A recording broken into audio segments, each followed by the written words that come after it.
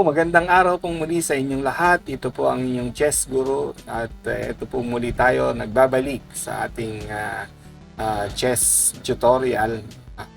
Video pong ito ay ipapakita ko sa inyo ang paano po ang paglalaro o paano laruin ang Italian game o yung tinatawag nilang isa sa pinakamatandang chess opening na until now po ginagamit po ng mga manlalaro ng chess. Even the grandmasters, they are using this chess opening sa kanilang paglalaro. So, ang chess opening po na Italian ay nagsisimula po. Simulan na natin. Nagsisimula po sa D4, E5, Knight F3, Knight C6, at yan po yung Bishop C4. So, pag nakita po natin yung setup nito, ito yung tinatawag na Italian opening.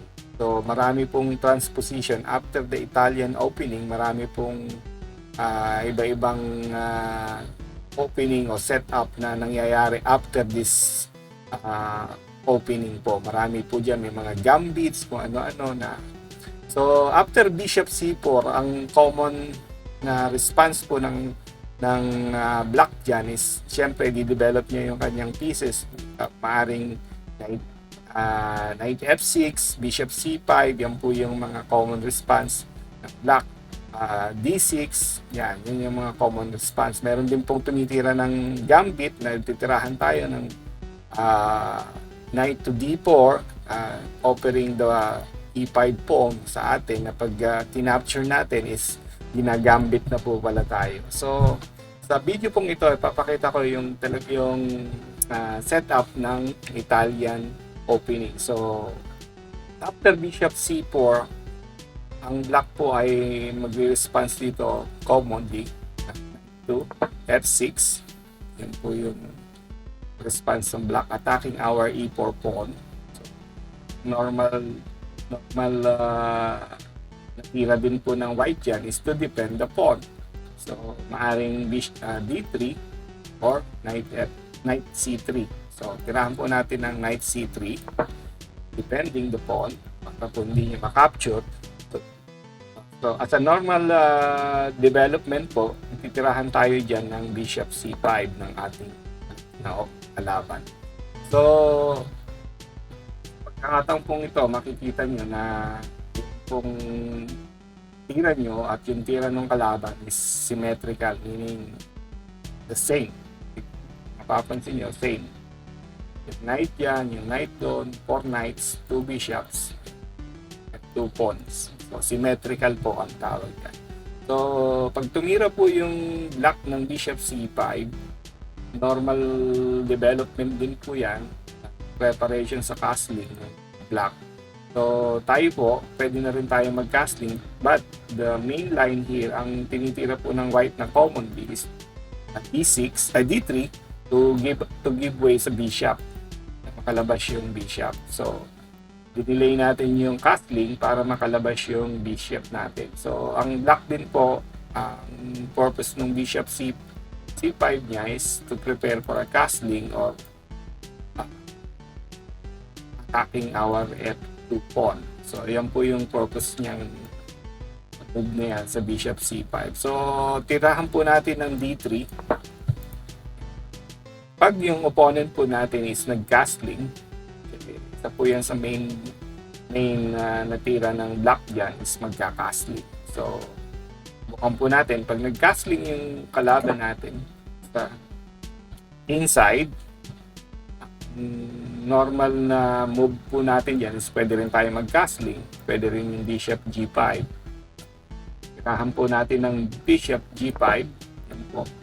So, sa pagkakataong pong ito, parang napaka-normal or common po nung ating positions. Meaning the knight, yan. So, parang wala pang danger, no, na nakikita dun sa position na to. So, common response po ng black dyan is tirahan po ng D6 or attacking our bishop sa G5. Titirahan po yan ng H6 ng kalaban. Yan po yung mga common response ng black dyan sa ating bishop G5 na tira. So, tignan po natin Pag tinirahan po tayo ng h6 ng kalaban, attacking our bishop,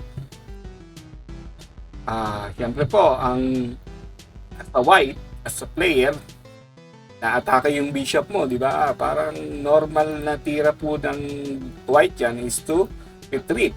Maaring dyan sa h4, maaring dito sa e3, maaring dito sa e2. Ang tira nung bishop po, tatlo po yung pwede niyang tirahan dyan. Yan. So, but dahil syempre kailangan nating outsmart yung ating opponent. Diba? Outsmart. Meaning, kailangan ipakita natin na smart tayo sa ating kalaban. We offer the bishop. Okay, tirahan po natin ng h4. Kung makikita po natin yung status bar niyan, lamang na po yung black dahil makakapture niya yung white, yung bishop natin. No-offer natin yung bishop natin sa kalaban to open up the H file sa ating rook. Yan po yung purpose ng ating tira, sacrifice. So, of course, yung pong white, yung pong black is matetem dahil wala pa naman siyang nakikitang danger dun sa position. Capture niya yan. Once he captures and we capture back, yan po, dyan na magsisimula yung tragedya sa ating kalaban sa black. So, once we capture back with our pawn, attacking the knight, siyempre po, ililigtas niya yung knight niya dyan kasi inaatake natin. So, ang mangyayari po dyan, ititira niya yung knight. It's either itira doon sa h7 or itira dito sa g4 knight. So, dalawang option po yung ipapakita ko sa inyo. Yung ititira niya dito yung knight at yung ititira niya doon sa h7 yung knight. So, pag nakita po ng black yung threat dito sa g4, maaaring dito niya itira. Kasi ayan po, pag tinira niya dyan, na-atake yung f2 pawn natin, mapoport. At mahirap depensahan yung ating f2 pawn. So, maari po, dyan niya talaga ititira yung kanyang knight. So, tingnan po natin. Once he moved the knight here sa g4, attacking this f2 square, o f2 pawn, hindi po natin, pag nakita po natin yan, parang nakakakaba, no? Paano mo didepensahan yung f2 square mo? Diba? Kasi pag na-capture niya yan, supported naman ng bishop, mapoport po tayo, makakapture yung rook or yung queen natin, mapoport. So, parang ang hirap depensahan nito. Pwede rin naman natin depensahan ng rook, pero masisira po yung ating structure dito, saka yung mawawala yung ating control dito sa h5 rook. So, parang as a normal player po, ang common response ng white dyan is to defend the f2 pawn by moving his queen or moving his rook. Pero, sabi ko nga po sa inyo, dapat i-outsmart natin yung ating opponent para manalo sa game. So, ang tira po ng black dyan na nasusunod is to capture the f2 pawn. But, tirahan po natin ng G6, i-push natin yung pawn. So, parang pag tinignan po natin, walang danger dun sa black. No?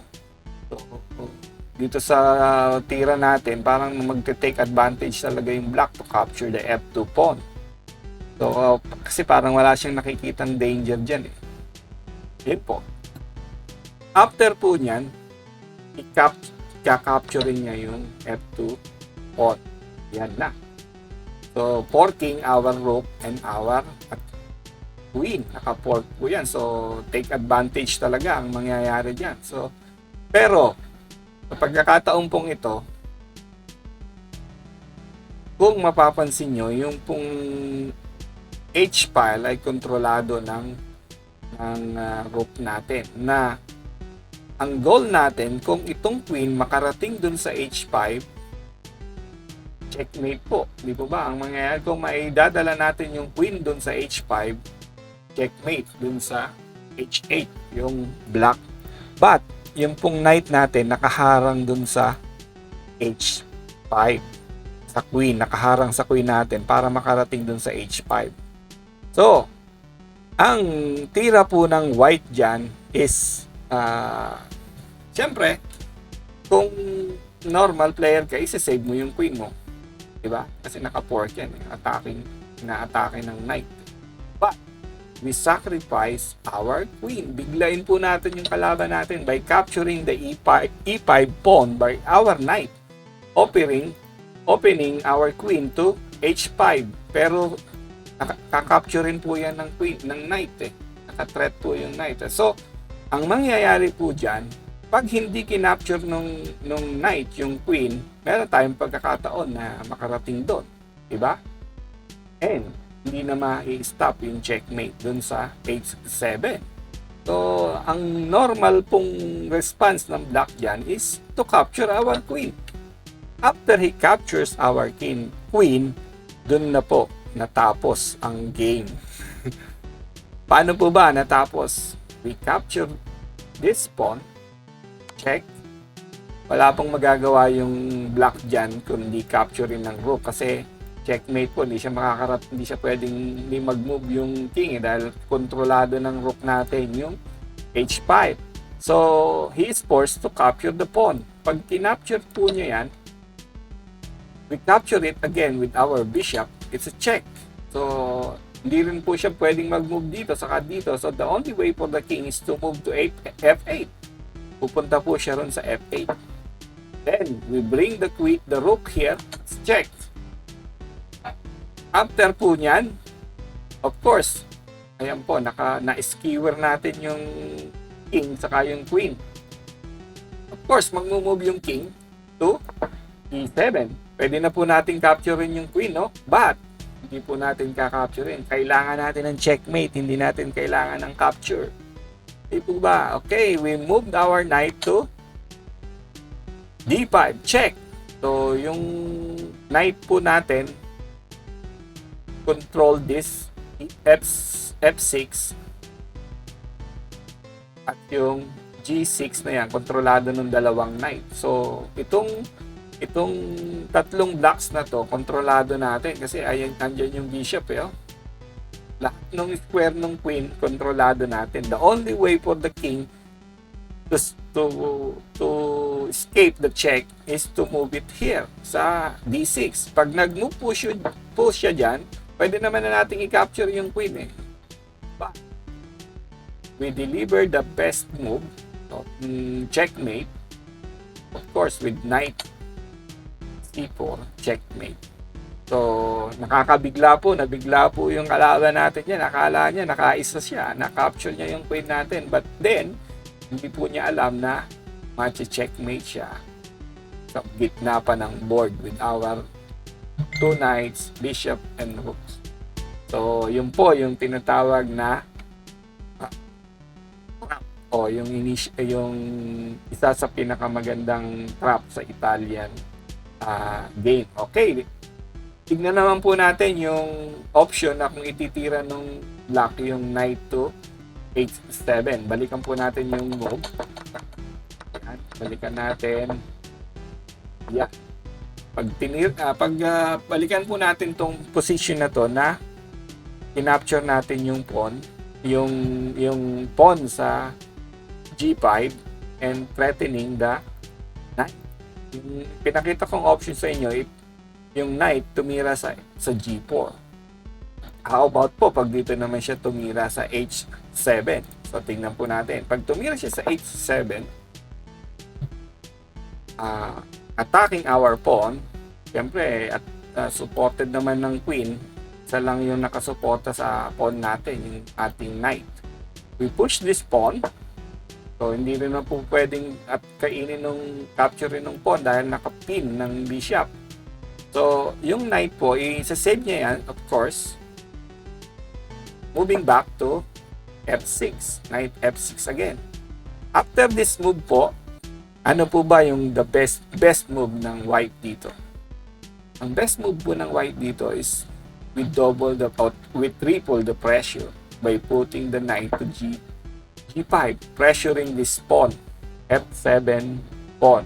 At kung mapapansin niyo po, tatlo yung umaatake dun sa pawn. The bishop pinning the pawn, the knight, and the bishop. Naka-atake dun sa pawn. So, wala pong way yung black to give another defender dun sa F7 pawn. Kasi ang nagdi-depend lang dun sa pawn yung rook at yung king. So, tatlo po yung attacker natin. Hindi niya madidepensahan yung pawn. Ayan. The only way for the black to defend the F7 pawn is to push this pawn. Pag tinirahan po niya yan ng D5 to reduce the pressure dun sa F7 pawn, capturein po natin yan ng bishop. Hayaan mo siya, capturein niya yan ng knight din. Kasi pag knight po, mababawasan din yung pressure doon. So, capturein po natin ng bishop. Meron naman tayong support na pawn at knight dun sa bishop. So, another option for the black is to capture our bishop, syempre. Diba? Capturein niya kasi naka-pressure nga. Nape-pressure siya rin sa F7 pawn niya eh. At opening attack dun sa ating knight at feeling niya naka-take advantage na po siya dyan. So, ano po ba yung best move na makikita natin sa position ito? When you imagine po, yung ating H file ay open sa rook. Ito po yung tira natin dyan. Why don't we move the rook here? Check. He's forced to capture it. Siyempre, kakapturein po niya kasi checkmate pag hindi niya kinapture at wala namang depensa, di ba? So, capture the rook. Then, we bring our queen here is check. Wala na po siyang choice. There is no other choice. Mag-move siya sa G8 and deliver the checkmate. So, yan po yung isa sa magandang variations ng Italian game.